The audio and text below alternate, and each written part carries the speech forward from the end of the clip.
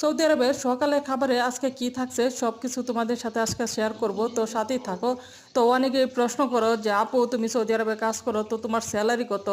আজকে সম্পূর্ণ কিছু বলবো। অবশ্যই এখানে কতদিন যাবত কাজ করতেছি সব কিছু জানতে হলে পুরো ভিডিওটা অবশ্যই দেখতে হবে। কারণ এই যে সকালবেলা অনেকে ভাবে যে আসলে সৌদি আরবের মানুষে ওই আমাদের বাংলাদেশের মতন খাবার খায় কিনা। আসলেও কিন্তু তারা খাবার খেতে চায়, কিন্তু খাবারগুলো পছন্দ করে, কিন্তু তাদেরকে কে এত পরিশ্রম করে বানায় দেয়। আরও অনেক বাসার মধ্যে আছে বাঙালি কাজে মেয়েরা যদি থাকে তাহলে দেখা গেছে যে তাদেরকে বানায় খাওয়ায় অভ্যাস করলে তারপরে তার কোনো কথাই নাই, তাদের তো কাজের পরিমাণ আরও বাইরে যায়।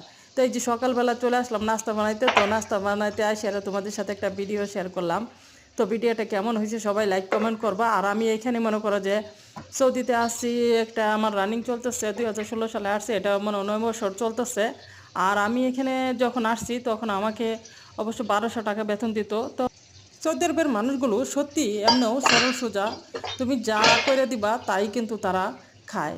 কিন্তু তাদেরকে করে দিনের মতন মানুষ নাই দেখে তারা মনে করো খেতে পারে না। তবে এটাই বলতে চাইছিলাম যে সৌদি আরবে আমি কত দিন ধরে আছি এটা তো বললামই।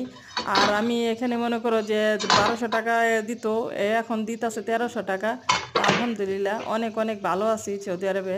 তো আমার ফ্যামিলিতে আলহামদুলিল্লাহ, যদিও আমার কপিলের সংসার বড়, তারপরেও আমি তো একটা ফ্যামিলিতে কাজ করি। আমার কপিলে অবশ্য 7টা বিয়ে করছে, 7টা করলেও একটাতে আমি কাজ করি। আর এতদিন যাইতাম একটু একটু অন্যটির বাসার মধ্যে, কিন্তু এখন আর যাই না। তো সবাই